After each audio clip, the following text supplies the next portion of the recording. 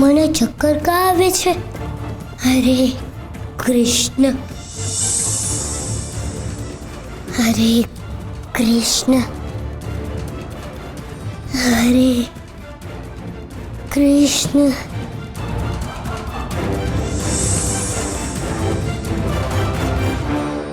હરે કૃષ્ણ, હરે. ભાઈબંધ,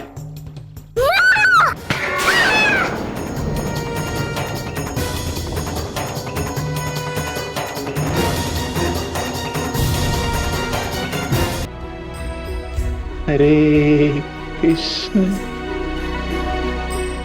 હરે કૃષ્ણ, હરે કૃષ્ણ,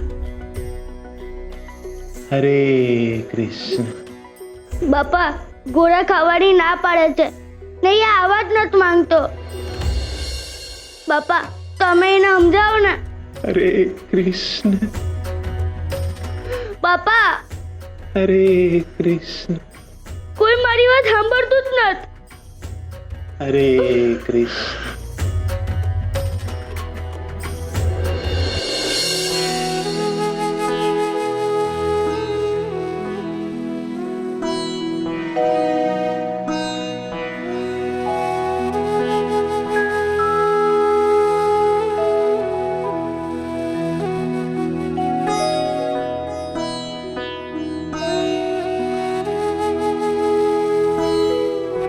વળતર ચૂકવીશ ગોરા.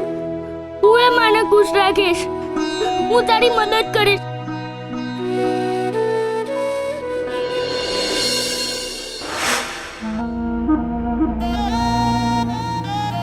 શ્રી હરિ નમો નારાયણાય. ખોરા, આ ગિરધર દાસે તારા માટે બરાબર કામ શોધી કાઢ્યું છે. બસ તું આવે એટલી જ વાર. વાર નહીં પૂજારી બાપા, હું આવી ગયો.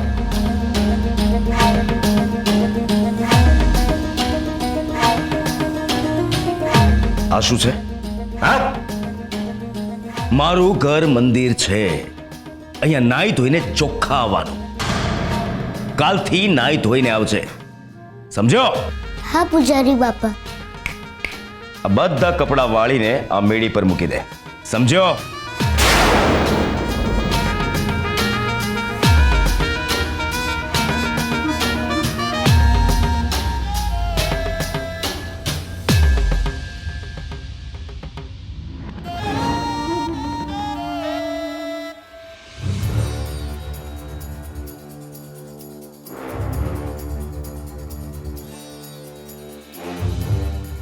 બાપા તમારે જમવાનો વખત થઈ ગયો છે ને, તો તમે જમી લ્યો. ત્યાં લગી હું બહાર બેઠું છું. ઉભો રહે, ક્યાંય જવાનું નથી તારે. હું મારું કામ કરીશ, તું તારું કામ કર.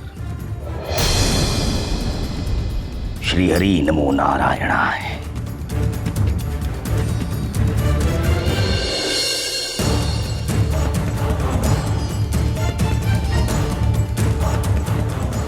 હરે કૃષ્ણ. મૂર્ખ, કોઈ દિવસ કામ નથી કર્યું કે શું? એક એક કરીને કપડા મોક, સમજો?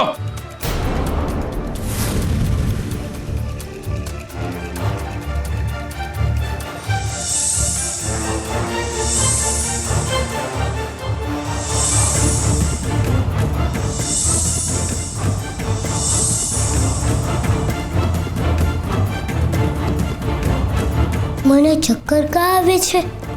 હરે કૃષ્ણ, હરે કૃષ્ણ, હરે કૃષ્ણ,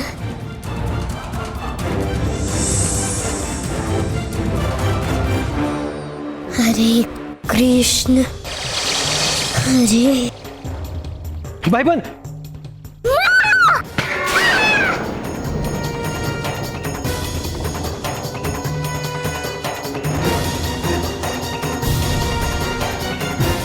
શું કર્યું તે મૂર્ખ? બધી વસ્તુઓ પાડ્યા કરે છે, નુકસાન કરી નાખ્યું તે. ચાલો બધા અને બધું પાછું મૂકી દે ઉપર. ને આ કપડાં પણ મેળી પર મૂકી દે. ઉઠ. હા પૂજારી બાપા.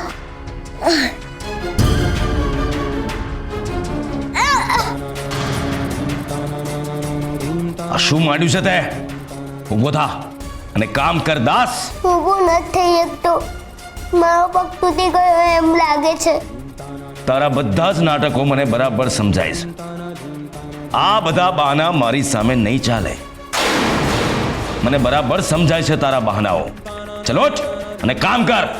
પણ મને બહુ દુખે છે. નાટકો બંધ કર અને કામ કર. જોયું રૂકમણી, બનાવી દીધો ને ગોરાના સેવકમાંથી ગુલામ. મારાથી નથી સહન થતી મારા ભક્તની આ પીડા. મારે એની મદદ કરવી છે, પણ કઈ રીતે? હરે કૃષ્ણ.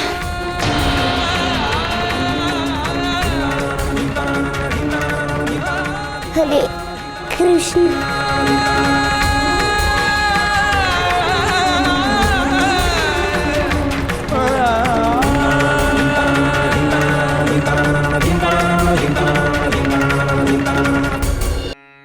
માટલા લઈ લો, માટલા માટલા લઈ લો, માટલા લઈ લો, માટલા માટલા લઈ લો, માટલા. સુરા,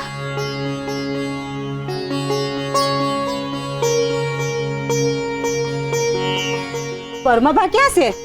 બાપા તો હરિના નામની જપમાળા કરે છે ને બિચારો ઘોડા ભૂખ્યા પેટે આખા ગામનું કામ કરે છે. જો હું માટલા વેચીને કાવડિયા ભેગા કરું તો ઘોડા આખા ગામનું કામ ન કરવું પડે. કાકી, તમે બે માટલા લઈ લ્યો ને. એ છોકરા, ગરબી બનાવે છે તું? કેવી ગરબી? લે, ગરબી તને નથી ખબર? હા હા સુરા બેટા, માતાજીની ગરબી. નોરતાને દી દીવો કરી બહેનો બધી માથે ઉપાડે ને ઈ. હા, મને ખબર છે. માં નોરતામાં માથે ઉપાડતી હતી ગરબી. હા ઈ જ. હા ભાઈ, હું બનાવું છું ગરબી. હા તો એ મારે બનાવડાવી છે. ભાઈ, આ ગામમાં તમને પહેલી વાર જોયા? હા, હું અહીંયા પહેલી વાર આવ્યો છું, પણ હવે હું અહીંયા જ રોકાવાનો છું. આ મારા શેઠ પદ્મનાભ છે ને, એ હવે મહારાજના અર્થમંત્રી છે. શું છે કે નવરાત્રિના દિવસો છે અને અમારા શેઠને ત્યાં થોડા દી પહેલા જ દીકરી જન્મી છે અને એનું નામ રાખ્યું છે દેવી. દેવી? દેવી? દેવી તો મારી માનું નામ છે. હા બેટા, દેવી એ તો માં, બેન, દીકરી બધાયનું સ્વરૂપ છે. અમારા શેઠની દીકરી નાનકડી છે પણ એ સાક્ષાત જગદંબા જેવી લાગે છે. આ એની પહેલી નવરાત્રિ છે એટલે શેઠે મંદિરના આંગણામાં ઉત્સવ રાખ્યો છે. ઈ હાટુ 11 ગરબીઓ જોઈએ છે. બનાવીશ તું? હારું કાકા, હું ફટાફટ બનાવી દઈશ. લે બેટા, આ અડધા કાવડિયા આપું છું, બાકીના તું ગરબી બનાવીને આપીશ ત્યારે આપીશ. હાલશે ને? હા. હાલો તારે જય શ્રી કૃષ્ણ. જય શ્રી કૃષ્ણ. અને હા, આ ઉત્સવમાં અમારા શેઠે આખા ગામને આમંત્રણ આપ્યું છે એટલે તમારે આવવાનું છે, ભૂલતા નહીં હો. હા આવીશ તું. હાલો તારે જય શ્રી કૃષ્ણ. છકરી કાકી, જો કાવડી આવી ગયા. જોયું ને સુરા, તું નાહકની ચિંતા કરતો તો. ભગવાન તમારે બે ભાઈઓ હારે જ છે. હા, ગોરા હંમેશા કહે છે કે હરી આપણી હારે જ હોય છે. તો હવે આવડ જલ્દીથી ગોરાને આપી આવ, ઈ બહુ ખુશ થઈ જશે.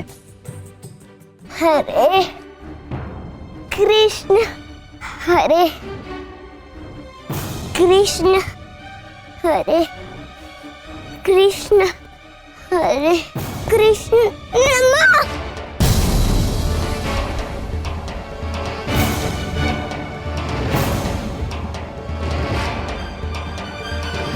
સુરા, સુરા, કેમ ભાઈ, આમ દોડતા દોડતા કેમ આવો છો? પૂજારી બાપાના ત્યાં કામ કરતા કરતા ગોરાનો પગ ભાગી ગયો છે.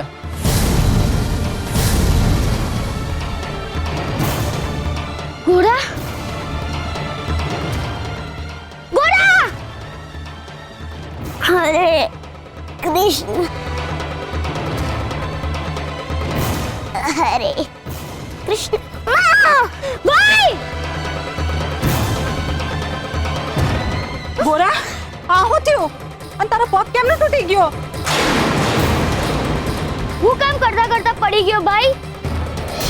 આ પૂજારી બાપા છે જ એવા, કોઈને સુખેથી રહેવા જ નથી દેતા. બિચારા છોકરાની હાલત હું કરી છે. આટલા નાના બાળક પાસે કામ કરાવ તમને પીડાઈ નથી થતી? આમાં પૂજારી બાપાનો વાંક નથી. હું હાંભેથી ગયો તો કામ કરવા. હા, વાંક તો હરીનો છે ને. આટલા નાના બાળકની એને પીડાઈ નથી દેખાતી? આમાં કોઈનો વાંક નથી. મને પીડા નથી થતી. હાલો ઘેર. હાલું તને તેડી લો બેટા. ના કાકી, હું મારી મેળે હાલીશ. હરે કૃષ્ણ, હરે કૃષ્ણ. ઘોડા તું હાલી ન થકતો તો તેડિયા વીરના ઘરે કેમ ન જઈશ? જેમ અહીંયા લગી આવ્યો તો એમ. પણ તું અહીંયા હતી તો દિવાલના ટેકે આવ્યો ને. આગળ દિવાલ ન થ તો દિવાલ બની જશે. કેવી રીતે? હરી માર્ગ બતાડશે. હરે કૃષ્ણ.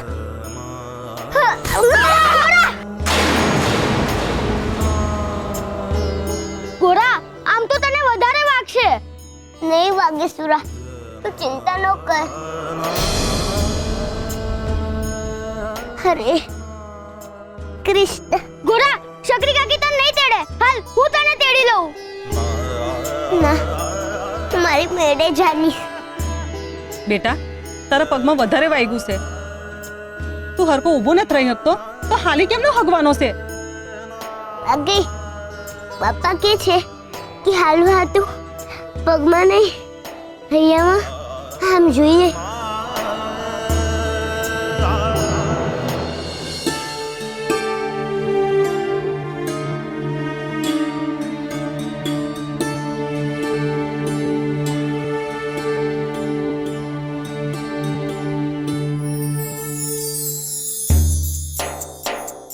માર્ગ મળી ગયો. હરીએ દિવાલ બનાવી દીધી. લાકડા લઈ આવ. હા કાકી, આ કપડું આપો ને.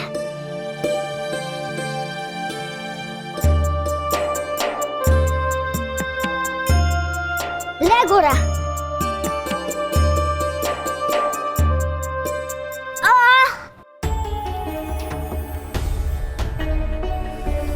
આ શું કરે છે બેટા? પગને ફરી હાલતા કરું છું. હરે કૃષ્ણ, હરે કૃષ્ણ.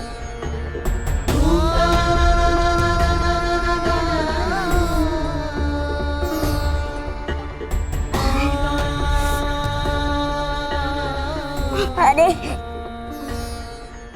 કૃષ્ણ, હરે કૃષ્ણ, હરે કૃષ્ણ, હરે કૃષ્ણ, હરે કૃષ્ણ.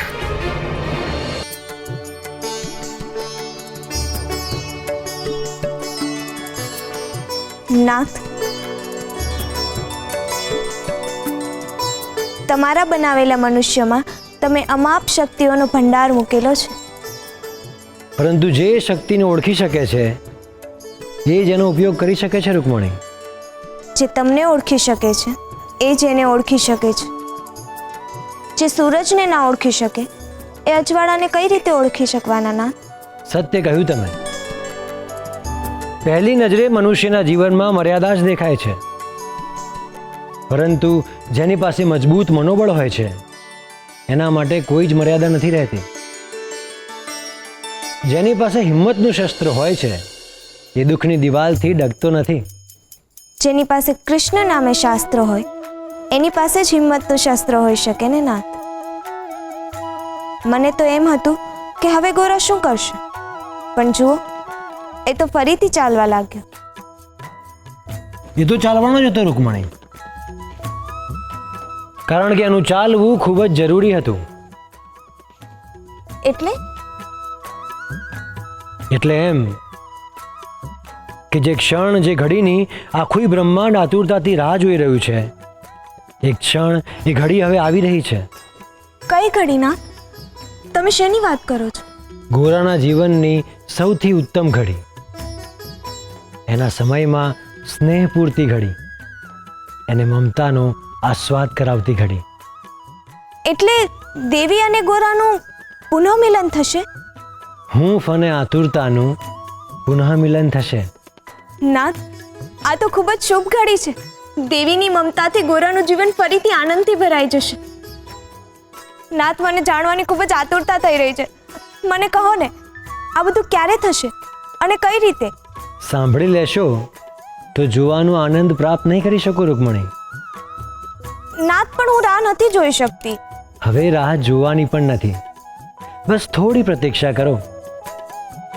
સુખની ક્ષણો સામે ચાલીને આવશે.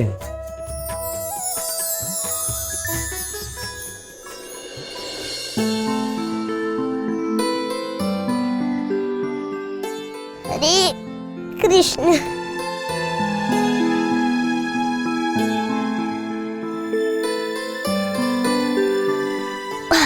હરે કૃષ્ણ. હરે કૃષ્ણ. હરે કૃષ્ણ. ભાઈ, 4 ગરબીઓ સુકાઈ ગઈ છે. હું એને રંગી દઉં?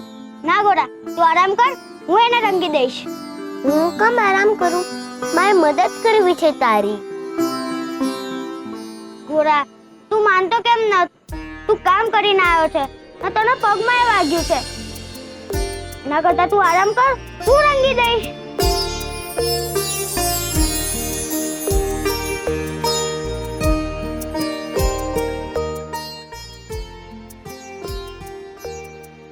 મને બહુ મજા પડે છે ગરબી રંગવાની. સારું, તો ત્યાં બેસીને રંગી કાઢ.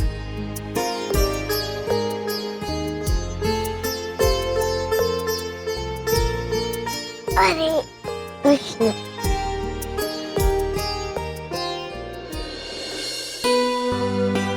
ભાઈ, આટલી બધી ગરબીઓ કોના હાથું બનાવવાની છે? ગામમાં એક શેઠ આયા છે.